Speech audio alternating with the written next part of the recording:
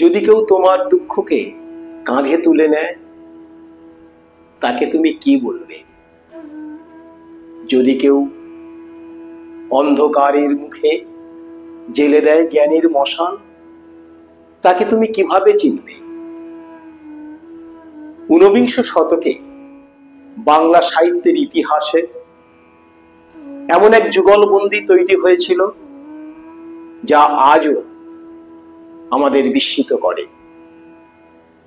একদিকে বাংলা কাব্য সাহিত্যের মহিরুহ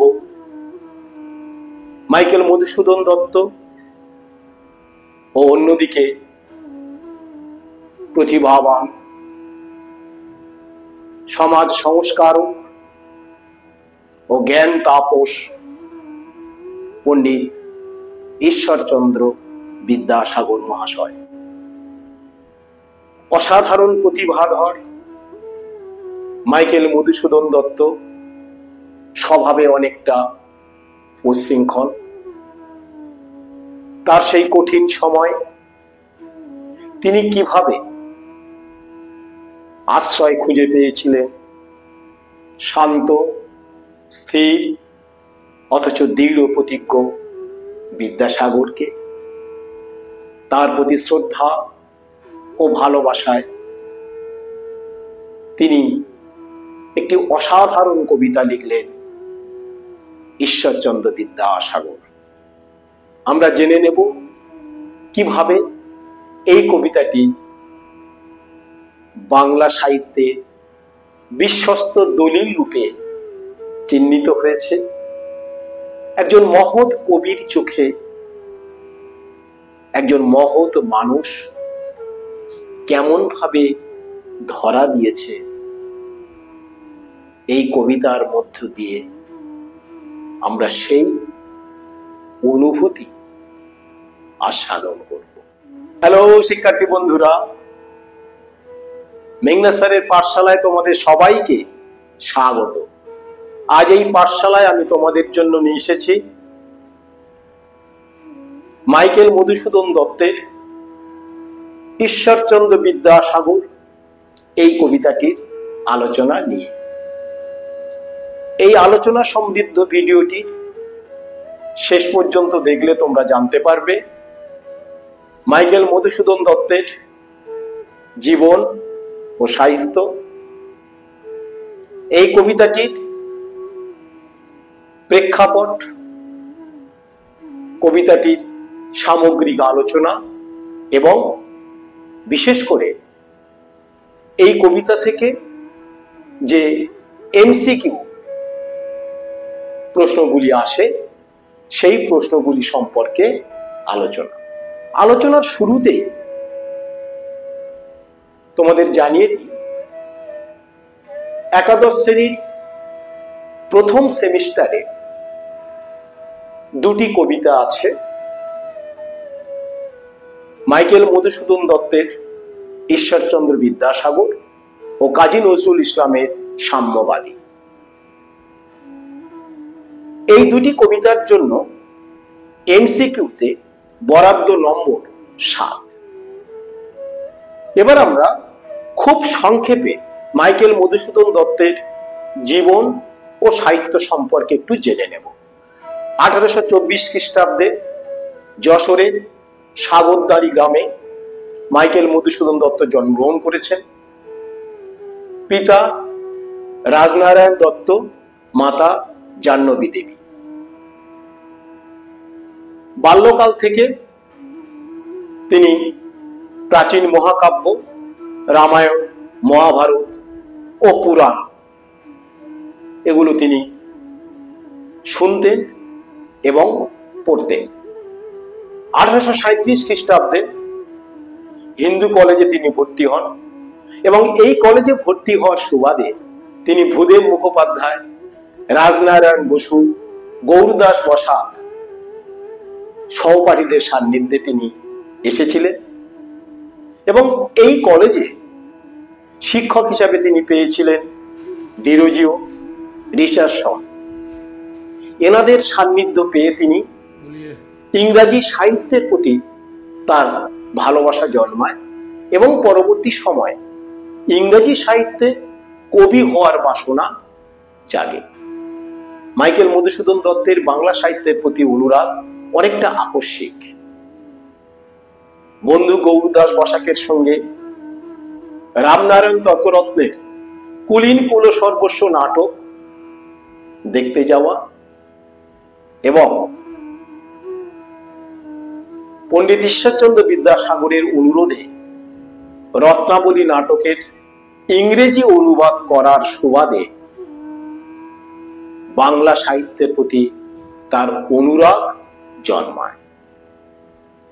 মহাভারতের দেবযানী যযাতি কচ এর কাহিনী অবলম্বনে তার প্রথম নাটক শর্মিষ্ঠা, এরপর পদ্মাবতী, কৃষ্ণকুমারী, এই তিনটি নাটক এবং দুটি প্রহসন, বুড়ো শালিকের ঘাড়ে রোগ ও একেই কি বলে সভ্যতা, এই দুটি প্রহসন তিনি লিখেছেন। এর পাশাপাশি মাইকেল মধুসূদন দত্ত বেশ কিছু কাব্য লিখেছেন। তিলোত্তমা সম্ভব কাব্য, বীরাঙ্গনা কাব্য, ব্রজাঙ্গনা কাব্য এবং তার অবিস্মরণীয় কাব্য মেঘনাদ বধ। এছাড়া তিনি চতুর্দশপদী কবিতা লিখেছিলেন। আমাদের পাঠ্য এই ঈশ্বরচন্দ্র বিদ্যাসাগর, এই পাঠ্য কবিতাটি একটি চতুর্দশপদী কবিতা। এবার আসি এই কবিতাটির প্রেক্ষাপট। 1864 খ্রিস্টাব্দ, মাইকেল মধুসূদন দত্ত ফ্রান্সের ভার্সাই নগরে তিনি আছেন। আর্থিক অনটন, সেই আর্থিক অনটনের কথা জানিয়ে তিনি ঈশ্বরচন্দ্র বিদ্যাসাগরকে একটি চিঠি লেখেন। বিদ্যাসাগর অন্যের কাছ থেকে অর্থ ঋণ করে মাইকেল মধুসূদন দত্তকে টাকা পাঠান। মাইকেল মধুসূদন দত্ত বিদ্যাসাগরের এই মহৎ গুণের জন্য তিনি একটি অসাধারণ কবিতা লিখেছেন। সেই কবিতাটি হলো আমাদের পাঠ্য ঈশ্বরচন্দ্র বিদ্যাসাগর। যদিও মাইকেল মধুসূদন দত্ত এই ভার্সাইয়ে থাকাকালীন তিনি ঈশ্বরচন্দ্র বিদ্যাসাগর সম্পর্কে আরেকটি চতুর্দশপদী কবিতা লিখেছেন। কবিতাটি হলো বঙ্গদেশে এক মান্য বন্ধুর উপলক্ষে। এছাড়া আরেকটি কবিতা পরবর্তী সময় বিদ্যাসাগর সম্পর্কে তিনি লিখেছেন, সেটি হলো পণ্ডিত শ্রীযুক্ত ঈশ্বরচন্দ্র বিদ্যাসাগর। এবার আসি এই কবিতার সম্পর্কীয় আলোচনা। কবিতাটি নেওয়া হয়েছে চতুর্দশপদী কবিতাবলী থেকে। 1866 খ্রিস্টাব্দে চতুর্দশপদী কবিতাবলী এই কাব্যটি প্রকাশিত হয়। এটা একটা এমসিকিউ।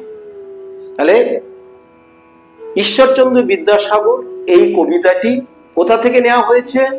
মাইকেল মধুসূদন দত্তের চতুর্দশপদী কবিতাবলী এই কাব্য থেকে। কাব্যটির প্রকাশকাল কত? 1866। ঠিক আছে, এরপর আসছি এই কবিতাটির কাঠামো নিয়ে।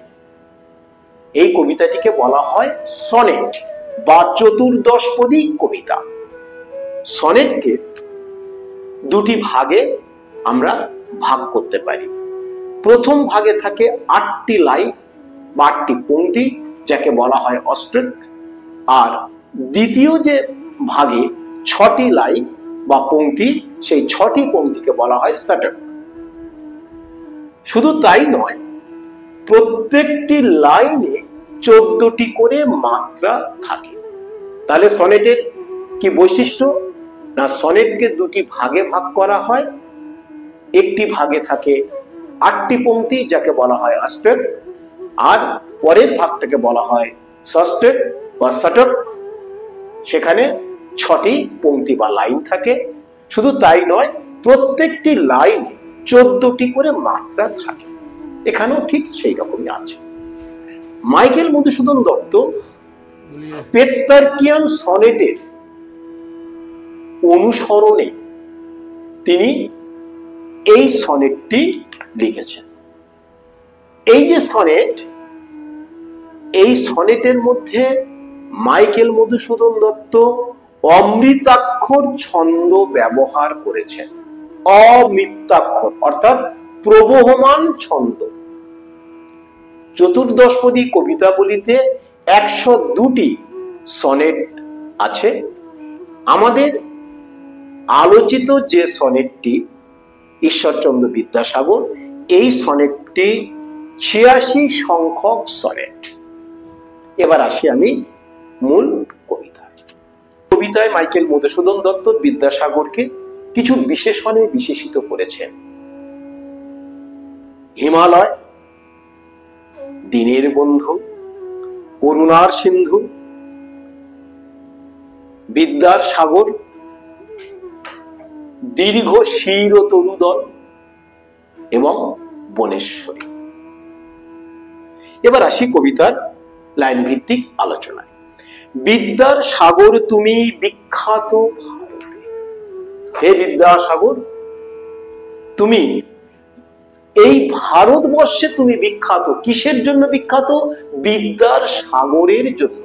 তোমার যে অপার বিদ্যা, তোমার বিদ্যার যে অপার মহিমা, তার যে ব্যাপ্তি, তোমার বিদ্যার যে ব্যাপ্তি, সেই ব্যাপ্তি ভারত খ্যাত। তাই বিদ্যার সাগর তুমি বিখ্যাত ভারতে। তোমার এই বিদ্যার ব্যাপ্তির কারণে তুমি ভারতবর্ষে বিখ্যাত। প্রথম লাইন। তারপর দেখো, করুণার সিন্ধু তুমি। তুমি শুধু বিদ্যার সাগর নও, তোমার বিদ্যার ব্যাপ্তি শুধু নেই, তুমি করুণার সিন্ধু। তোমার যে অন্তর, দুঃখী মানুষের জন্য তোমার যে প্রাণ কাঁদে, তার কারণে তুমি করুণার সিন্ধু। করুণার সিন্ধু তুমি। তারপরের অংশটি দেখো, সেই জানে মনে দিন যে দিনের বন্ধু। বিদ্যাসাগর যে করুণার সিন্ধু, কে জানে? বিদ্যাসাগর করুণার সিন্ধু। তিনি বললেন করুণার সিন্ধু তুমি। তাহলে করুণার সিন্ধু তুমি, বিদ্যাসাগরকে কবি করুণার সিন্ধু রূপে কল্পনা করছে। এই করুণার সিন্ধু জানে কে? দিন যে, যে মানুষ অসহায়, যে মানুষ, দিন মানে কি? দরিদ্র। সেই দিন বা দরিদ্র মানুষ সেই জানে যে তুমি করুণার সিন্ধু। দিন যে দিনের বন্ধু, না দিনের বন্ধু রূপে অভিহিত করলেন ঈশ্বরচন্দ্র বিদ্যাসাগর। তিনিই তো দিনের বন্ধু, তিনি তো দরিদ্র অসহায় মানুষের জন্য তার প্রাণ কাঁদে, তাই তিনি দিনের বন্ধু। তারপরে কি বললেন? উজ্জ্বল জগতে তুমি, জগতে উজ্জ্বল। হে বিদ্যাসাগর, তুমি এই জগতে, এই পৃথিবীতে তুমি উজ্জ্বল। এখানে এরপরের অংশে আমরা দেখব কবি একটি তুলনা বা উপমা যেটা বলা হয় সেটা করেছেন। দেখো কিভাবে। হেমাদ্রির হেমকান্তি। হেমাদ্রি, হেম যোগ অদ্রি, অদ্রি মানে হলো পর্বত, হেম হলো সোনা, সোনার পর্বত। এখানে হেম অদ্রি বলতে এখানে সুমেরু পর্বত অর্থাৎ হিমালয় পর্বতকে এখানে বোঝানো হয়েছে। হেমাদ্রির হেমকান্তি, হেম মানে সোনা, কান্তি মানে তার সৌন্দর্য, আবার কান্তি মানে দেহ। এই প্রসঙ্গে হেমাদ্রির হেমকান্তি, এই প্রসঙ্গে বৈষ্ণব পদাবলিতে গোবিন্দ দাসের একটি পদের সঙ্গে কোথাও যেন একটা মিল, কারণ সেখানে চৈতন্যদেবকে বলা হচ্ছে নিরুপম হেম যিনি উজোর গৌর তনু। এখানে বিদ্যাসাগরকে তার দেহকে যেন সোনার কান্তি সঙ্গে তুলনা করা হয়েছে। তাহলে হিমালয় যেমন সূর্যের আলো পড়ে পুরো আলোকিত করে তোলে, এখানে বিদ্যাসাগরের সেই হেমকান্তিময় রূপ কবি কল্পনা করলেন। হেমাদ্রির হেমকান্তি অম্লান কিরণে, অর্থাৎ সেই হিমালয় সূর্যের আলো যেমন, সেই আলো যেমন অম্লান কিরণ, অর্থাৎ তার যে ঔজ্জ্বল্য যেন অম্লান, কখনো ম্লান হয় না, ঠিক বিদ্যাসাগরের তারও দেহ সৌন্দর্য, অর্থাৎ তার যে চারিত্রিক বৈশিষ্ট্য, সেই চারিত্রিক যে সৌন্দর্য, সেই সৌন্দর্য যেন অম্লান থাকে। দুঃখী মানুষের জন্য তার অন্তর কাঁদে, তিনি বিদ্যার সাগর। তার চারিত্রিক বৈশিষ্ট্য যেন সকল মানুষের আদরণীয় হয়ে উঠেছে। তাই কবি এখানে হিমাদ্রির হেমকান্তির সঙ্গে বিদ্যাসাগরকে তুলনা করলেন। ঠিক আছে, কিন্তু ভাগ্য বলে পেয়ে সে মহাপর্বতে, মহাপর্বত কোন মহাপর্বত? হিমালয়, একটু আগে বললেন হিমাদ্রি, সেই মহাপর্বতে ভাগ্য বলে পেয়ে সে মহাপর্বতে, যে মানুষ ভাগ্য বলে সেই মানুষের সান্নিধ্য পান, অর্থাৎ বিদ্যাসাগরের সান্নিধ্য পান, সেই মহাপুরুষের সান্নিধ্য যিনি পান, কি যেজন আশ্রয় লয় সুবর্ণ চরণে। সুবর্ণ চরণ বলতে কার চরণ? বিদ্যাসাগরের চরণ।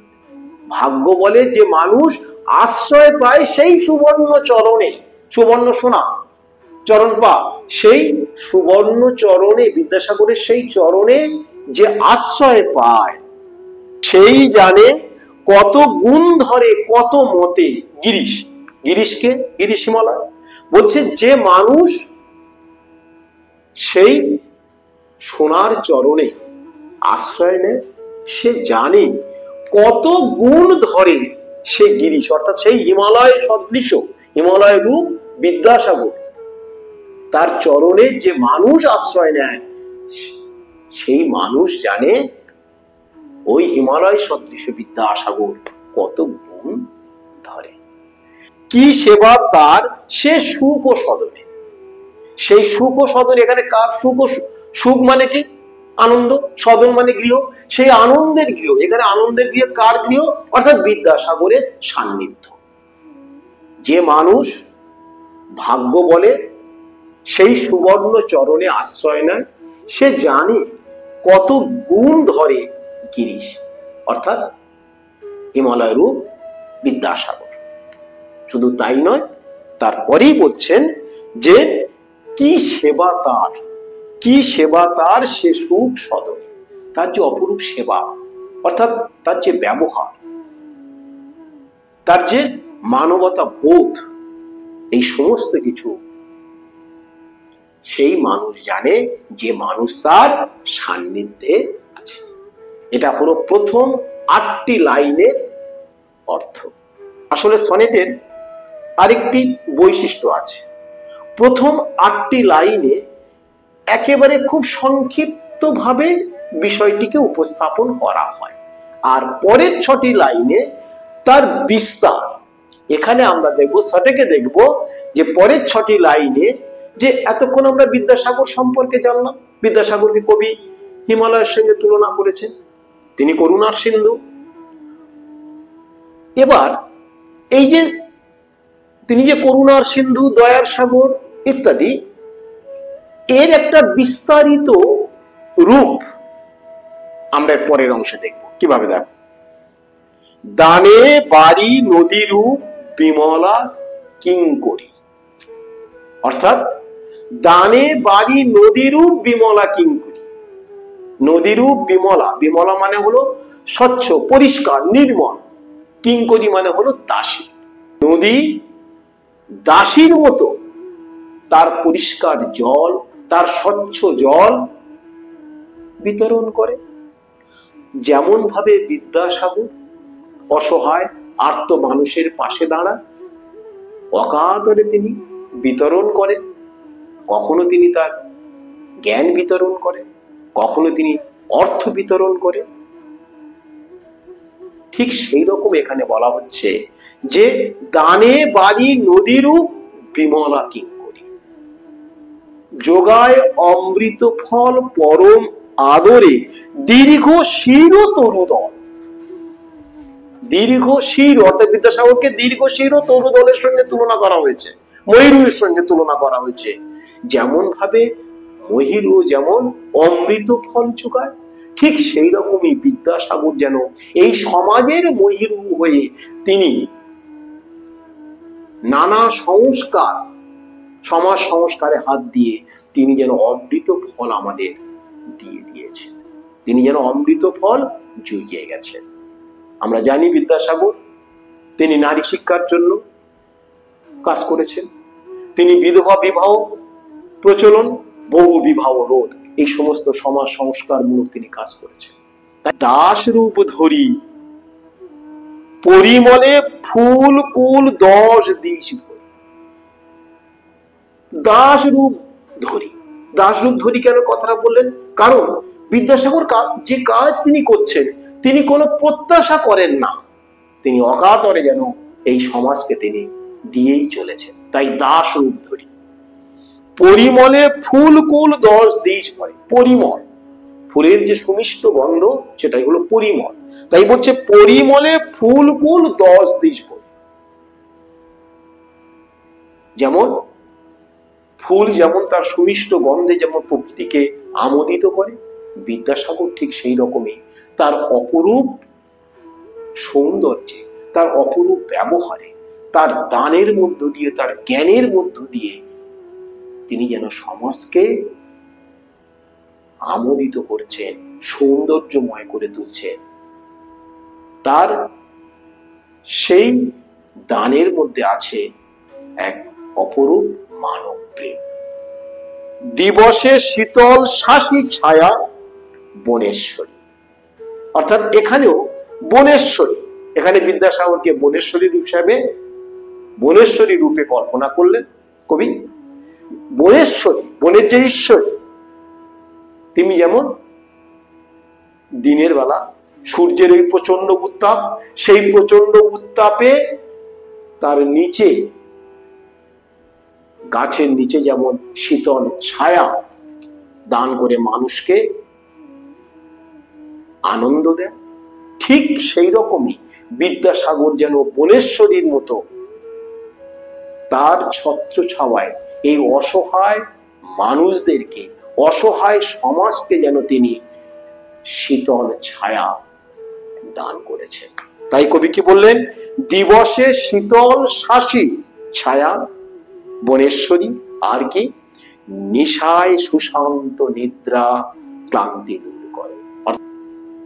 সেই রুক্ষ প্রকৃতির মধ্যে গাছের ছত্র ছাওয়ায় এসে মানুষ যেমন দিনের বেলা শান্তি পায়, তার দিনের বেলা যেমন সে শীতল ছায়া পায়, আবার রাত্রিতে তার ক্লান্তি নিবারণ করে, ঠিক তেমনি বিদ্যাসাগরের ছত্র ছায়ায় এসে দিন দুঃখী অসহায় মানুষ তারা তাদের ক্লান্তি দূর করে।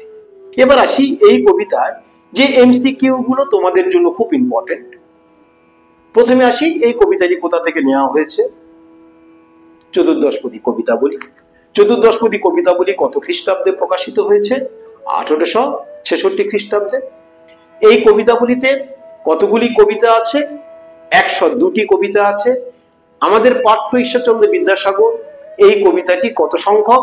86 সংখ্যক। এগুলো ক্লিয়ার? ঈশ্বরচন্দ্র বিদ্যাসাগরকে কবি কিছু বিশেষণে বিশেষিত করেছেন। করুণার সিন্ধু, বিখ্যাত ভারতে, দিনের বন্ধু, হিমাদ্রি, দীর্ঘ শির তরুদল, বনেশ্বরী, হিমালয় বা গিরিশ, এই সমস্ত বিশেষণে বিশেষিত করেছেন। এগুলো আসতে পারে। এছাড়া কিছু গুরুত্বপূর্ণ শব্দ আছে, সেই শব্দের অর্থ তোমাদের জিজ্ঞাসা করতে পারে। যেমন হেমকান্তি। হেম মানে কি? হেম মানে হলো সোনা। কান্তি মানে কি? কান্তি মানে সৌন্দর্য, আবার কান্তি মানে হলো দেহ। সুবর্ণ, সুবর্ণ মানে কি? সোনা। গিরিশ, গিরিশ কাকে বলা হয়েছে বা গিরিশ বলতে কি? গিরিশের অর্থ কি? গিরিশ অর্থ হিমালয়। বিমলা, বিমলাটা খুব ইম্পর্টেন্ট। বিমলা শব্দের অর্থ কি? পরিষ্কার, স্বচ্ছ। কিঙ্করী, কিঙ্করী মানে হলো দাসী। এগুলো সবই কিন্তু এমসিকিউ। তারপরে আসছে পরিমল। পরিমল হলো পরিমল, সুমিষ্ট গন্ধ, যাকে আমরা বলি পরিমল। শাসী, শাসী মানে শ্বাস। তবেই তোমাদের এমসিকিউ আসতে পারে। তাহলে আজ এই পর্যন্ত। যদি আমার এই আলোচনায় তোমাদের কোনো কনফিউশন থাকে বা জিজ্ঞাসা থাকে, তোমরা অবশ্যই কমেন্ট সেকশনে জানাবে। আর একটা কথা, তোমরা যদি কোনো বিষয় বলে দাও তাহলে সেই বিষয়ের আলোচনা আমি নিয়ে আসতে পারি। ঠিক আছে, তাহলে আজ এই পর্যন্ত, দেখা হবে পরের ক্লাসে অন্য কোনো বিষয় নিয়ে। ততক্ষণে তোমরা পড়তে থাকো আর এই কবিতা থেকে যে এমসিকিউ গুলো আছে সেগুলো তোমরা তৈরি করো। ঠিক আছে।